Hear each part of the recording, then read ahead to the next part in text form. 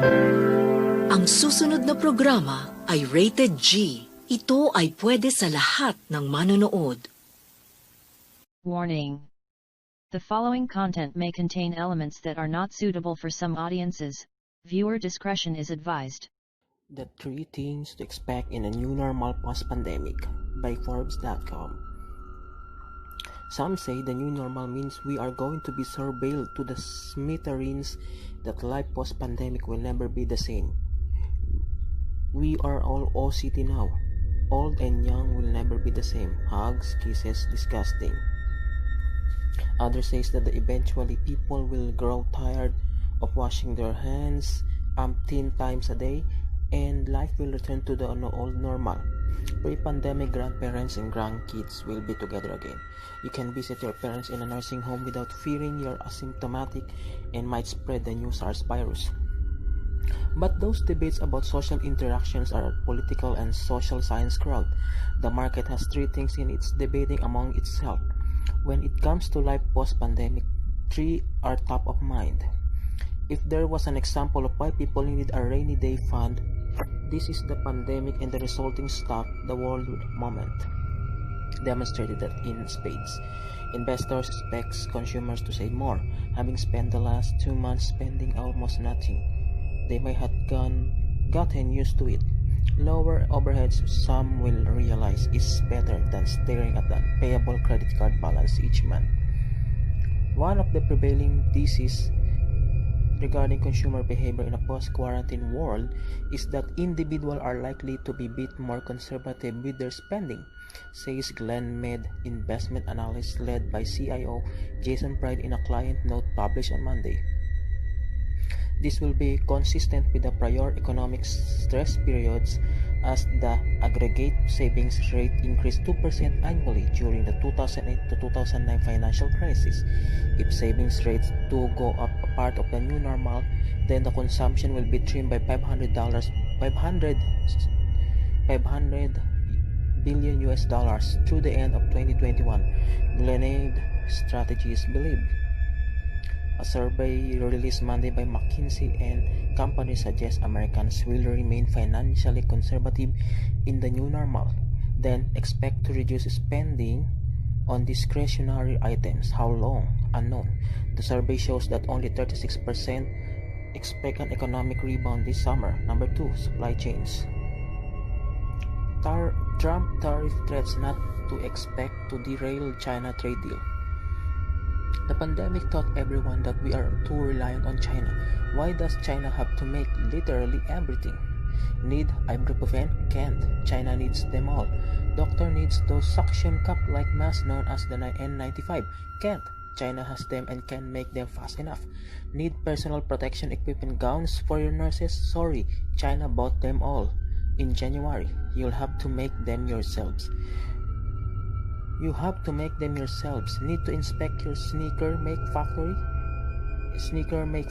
factory? Can't. China not letting your Singapore-based auditor to travel where you need them. Japan has had it. They're offering their multinational $2 billion to repatriate and $200 million to leave mainland China.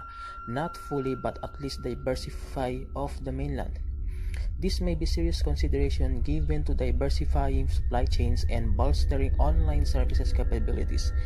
As well, in general, some larger firms may have more flexibility to move quickly depending on what they are making locally and selling themselves as not made in China anymore. Maybe in marketing advantage, wait for the first Nike or equivalently made in Compton or Detroit. Maybe it will have Snoop Dogg's signature on it. People will spend $200 for that shoe. What I'm hearing is that companies are just reacting to the situation at the moment, says Bill DeMartino, Chief Customer Officer at Risk Methods, a supply chain risk management solution provider based in Massachusetts. Some companies have gone through a fast-track process instead of looking at all of their compliance issues.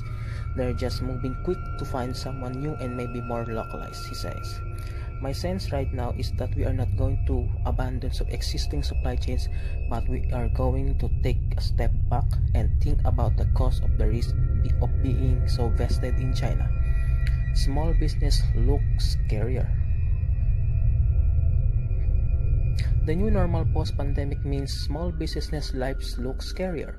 Right now, trial lawyers and ambulance chasers are busy filing suits against businesses opening up before quarantines are lifted, citing a danger to public health. Others are suing nursing homes.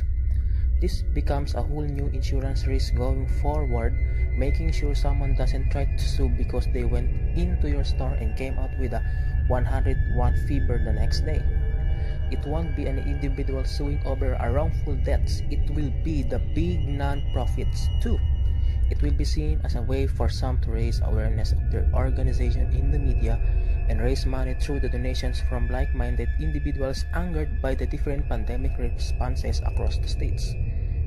Legal risks and lockdowns across actions have rattled small businesses.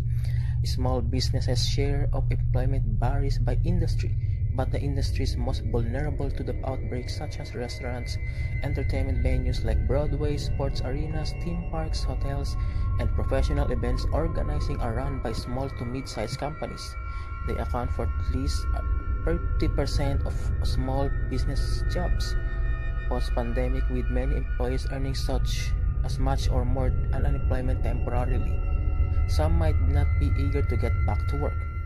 That could mean business might not find the staff to be fully functional, even if the economy is firing on four cylinders by July, as Treasury Secretary Steve Mnuchin is predicting.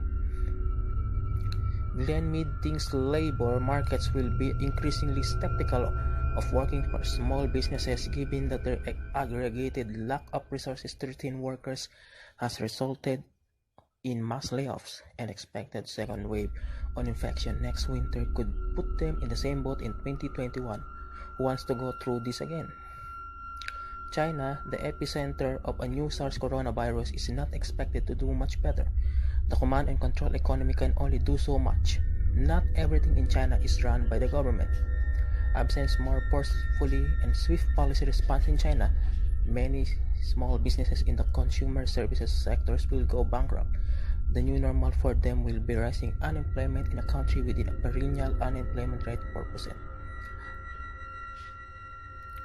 Last week, China's state media reported that the much-anticipated National People Congress meetings would kick off on May 22 after a 2-month delay due to COVID-19. The announcement was confidence, signaling that Beijing is comfortable enough with the health risks to allow for a gathering of more than 3,000 Communist Party officials. That's the China's established in all in one room.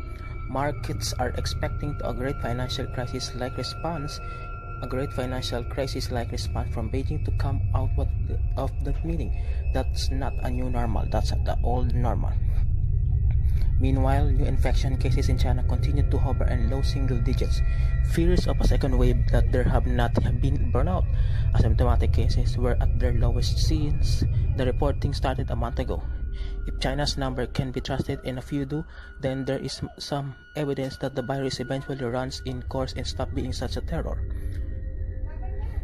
Beijing, Tianjin, Hebei, and Hubei provinces became the last 4 provinces to lower their public health emergency response level to level 2 to the highest level, which is level 1. Beijing removed their 14-day quarantine requirement for the visitors for low-risk parts of the country.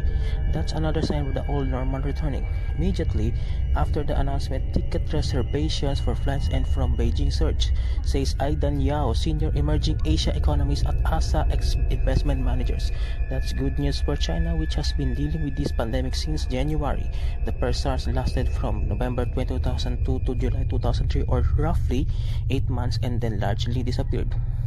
If the new normal holds for the new SARS, then it means it will be back. Unlike the first SARS that was bad for China as it is for the rest of the world, especially if it comes back with a vengeance.